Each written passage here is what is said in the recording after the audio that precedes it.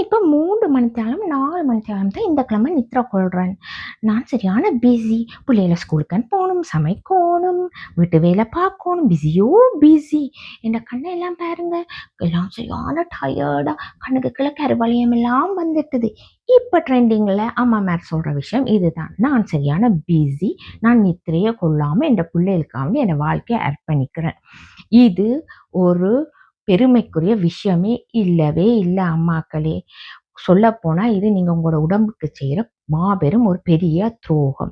உங்களோட உடம்பு இந்த கருவளையம் வர்றதுன்னு கண்ட்ரோலாட்டி கருவளையமே வருதுன்னு சொன்னால் இந்த உடம்புக்கு அந்த ஓய்வை நீங்கள் கட்டாயம் ஒவ்வொரு நாளும் ஒரு 5 to 8 மேக்சிமம் கொடுக்கத்தான் வேணும். அப்போ தான் இந்த உடம்பு தனக்குள்ளே இருக்கிற பிரச்சனை எல்லாத்தையும் ரிப்பேர் பண்ணி அடுத்த நாள் உங்களை ஒரு ஹெல்த்தி பர்சனாக கொண்டு வரும். நான் கலோரிஸ் குறைஞ்சி சாப்பிட்றேன், நான் எக்ஸசைஸ் செய்கிறேன், யோகா செய்கிறேன், நல்ல சாப்பாடு சாப்பிட்றேன், அதுண்டபடியாக நான் ஹெல்த்தியான்னு நீங்கள் நினச்சா அது ஹெல்த்தி இல்லவே இல்லை. எப்போ நீங்கள் இதெல்லாம் செஞ்சு அதோட உங்களோட உடம்புக்கு தேவையான நித்திரையை, ஆழ்ந்த நித்திரையை கொடுக்குறீங்களோ அப்போ தான் அது ஒரு ஹெல்த்தி லைஃப் ஸ்டைலாக மாறும். அது வரைக்கும் அது ஹெல்த்தியே இல்லை.